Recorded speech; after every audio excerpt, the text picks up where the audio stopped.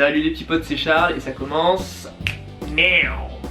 Dans cette vidéo, on va parler des premières années de formation dans les études pharmaceutiques. Autrement dit, on va parler donc de la PASS, de la 2A et de la 3A. En fait, en pharmacie, on a souvent les mêmes questions qui reviennent, c'est du type est-ce que tu vas bosser à l'officine? Est-ce que tu as encore un concours à passer? Combien d'années il te reste à faire? Et justement, l'idée de cette vidéo, c'est de te présenter les grands moments de choix, de formation qu'il va y avoir dans ce cursus pour justement que tu puisses avoir une idée un peu plus claire. Alors déjà, tu as la PASS, donc la fameuse première année. Je vais pas m'éterniser dessus, je pense que tu connais déjà assez bien. Il y a un film qui a été fait dessus qui, selon moi, est assez représentatif, même s'il y a quelques trucs à redire. Et puis en fait, voilà, c'est ce fameux concours de QCM qui va déterminer si tu seras futur médecin, pharmacien, dentiste, sage-femme, kiné ou bredouille. Et concrètement, ce que tu vas apprendre lors de cette première année, alors ça va être intense, les années du dessus le seront aussi, ne t'inquiète pas, mais on va dire que c'est la plus frustrante parce que t'es pas sûr d'avoir ta place, et puis t'apprends vraiment tout et n'importe quoi. En fin de compte, il s'agit de former vraiment toutes les professions que je t'ai dit juste précédemment. Et puis à côté de ça, tu as des matières qui sont purement sélectives, type biophysique, etc. La deuxième année, c'est l'année où tu arrives officiellement à la fac de pharmacie. L'année d'avant, en fait, tu étais encore à la faculté de médecine et tu n'étais pas encore sûr d'être pharmacien. Là, en deuxième année, tu es sûr d'être pharmacien. Alors, je peux comprendre que ce soit un peu brouillon dans l'esprit des gens, mais en fait, ce qu'on appelle la PASS, ce qu'on appelait avant la PASSES, c'est la première année de pharma, c'est la première année de médecine, la première année de dentaire. En fait, c'est une année qui certes, se termine par un concours, mais qui est comptabilisée dans notre nombre d'études. En fait, on estime que tu travailles déjà pas mal en PASSES pour que ça soit pas comptabilisé. Ce qui fait que, une fois que tu es sorti de ton concours de PASS, tu arrives directement en deuxième année de pharma et non pas en première année, parce que c'est comme si tu l'avais déjà faite. Alors contrairement à ceux qui ont eu médecine et qui sont tout de suite mis dans le grand bain avec un stage hospitalier de 1 mois l'été, il faut savoir que nous en pharma, exceptionnellement cette année-là, on te laisse un peu souffler en te disant que tu peux faire un stage donc en établissement de santé, mais il n'est pas obligatoire. Il te ramènera simplement quelques points bonus dans ta moyenne si jamais tu veux le faire. Profites-en bien parce que c'est vraiment les seules vacances d'été où tu peux être tranquille. Alors après, on ne peut pas non plus parler de la 2A sans aussi parler de l'aspect plus vie personnelle. Ça va être l'année clairement du renouveau de ta vie sociale. Tu vas voir que psychologiquement ton cerveau va bloquer, ça c'est normal. Pendant quelques mois tu vas pas réussir à travailler, ça fait ça à tout le monde parce que voilà, tu sors un peu de l'horreur et faut laisser le temps à ton cerveau de se remettre un peu dans le bain.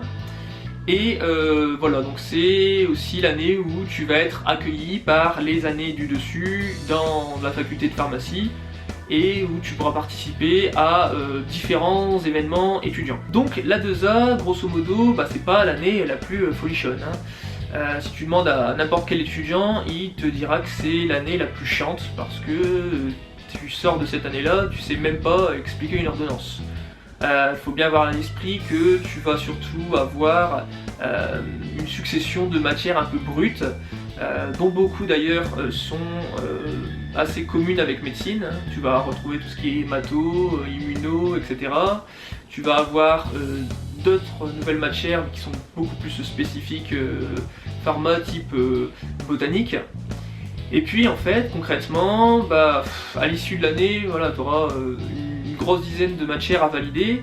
Et ce qui va être un peu chiant, c'est que comme tout est nouveau, tu vas avoir beaucoup de vocabulaire, beaucoup de termes techniques à apprendre, mais il faut les apprendre, c'est important parce que tu verras que ce sera surtout ultra important pour la suite. Alors tout ça nous mène en troisième année. Et concrètement, la 3A, c'est l'année de l'arrivée de la pratique avec l'étude de cas concrets. Il faut savoir que l'été d'avant, donc la fin de 2A, tu as fait un stage de 4 semaines en officine. De mon temps, c'était 6 semaines. Et donc la 3A, concrètement, elle est vraiment marquée par deux semestres qui sont complètement différents. Le premier qui ressemble fortement à la deuxième année, donc tu retrouves encore des matières brutes qui sont en fait les mêmes que celles de 2A mais en beaucoup plus approfondies. Alors l'inconvénient c'est que forcément c'est plus difficile. L'avantage c'est que c'est aussi plus intéressant parce que petit à petit on t'emmène vers une démarche de diagnostic, voilà, tu commences à avoir un peu plus de pathologie et à faire des liens entre tes cours et le placard, le tiroir à pharmacie chez tes parents. Donc ton avis va aussi être un peu plus écouté, on va dire. Et c'est surtout au second quad, donc dans la deuxième partie de la troisième année, où tu vas faire ce qu'on appelle des enseignements coordonnés. Et alors là, ça sera sans doute abordé dans une autre vidéo en plus approfondie, mais concrètement les EC, comme on les appelle, c'est plusieurs matières qui s'assemblent pour faire des méga matières. Et ces méga matières, elles vont se focaliser sur un type de pathologie bien particulier. Par exemple, tu vas avoir comme matière 2C santé de la femme, tu vas avoir cardiologie, tu vas avoir maladie métabolique, tu vas avoir système nerveux central. Donc tu vas voir qu'à l'intérieur d'une grosse matière, et ben, tu retrouveras toutes ces matières-là présentes qui abordent différents aspects des pathologies. Par exemple, tu auras de la toxicologie pour expliquer tout ce qui est surdosage de tel médicament, tu retrouveras la pharmaco pour étudier tous les traitements, tu auras de l'immunologie par rapport à tout ce qui sera les vaccins de cette pathologie. Enfin, je pense que tu as compris que finalement, tout ce qui te paraissait un peu étrange, isolé au début, ça finit par se rassembler pour créer des liens, et un peu comme une toile d'araignée, et ben, tu fais les liens au fur et à mesure. Donc finalement, en bilan, concernant la 3A, je vais te donner deux avantages et deux inconvénients. Alors les deux avantages, c'est que d'une part, tu pourras commencer à bosser à côté de tes études en officine, légalement tu pourras, parce que tu auras validé ton stage de fin de deuxième année. C'est lui qui t'autorise à travailler le samedi matin. Alors en général, tu vas faire d'abord du rangement, des inventaires, de médicaments, et puis après bah, tu pourras petit à petit accéder au comptoir. Et après, un autre avantage, ça sera que tu pourras vraiment commencer à valoriser tes connaissances et pas non plus apprendre pour dire d'apprendre, parce que bah, le fait d'avoir des études de cas concrets, ça sera beaucoup plus pertinent et ça restera beaucoup plus gravé sur le long terme. Ensuite, concernant les inconvénients, alors le premier, c'est que malheureusement tu commences à prendre conscience que voilà, tu as la santé des gens entre tes mains, et que voilà, tu peux plus te permettre de faire d'impasse au niveau des cours, clairement, parce que bah, ça serait dangereux. Et puis aussi le fait que tu as 20 matières à valider pour passer l'année, donc voilà, c'est pas des petites matières, et concrètement bah, tu te rends compte vraiment que voilà, t'es dans des études qui sont pas faciles. Je risque de casser un mythe, je suis désolé, mais voilà, on dira toujours en passe que c'est la première année qui est la plus difficile. Après les études de santé ça va, c'est tranquille. C'est absolument faux. Je sais pas si tu as des proches en études supérieures de santé, mais le nombre de cours augmente. C'est juste qu'on a beaucoup moins de pression avec pas de concours forcément à la fin de l'année.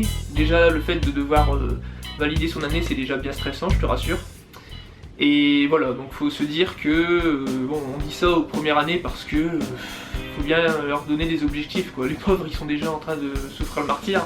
Et concernant les autres modalités de la 3A, bah, tu auras un stage qui dure simplement 2 semaines en officine. Tu pourras bosser voilà, sur tes premières ordonnances, les médicaments que tu as bossé en cours.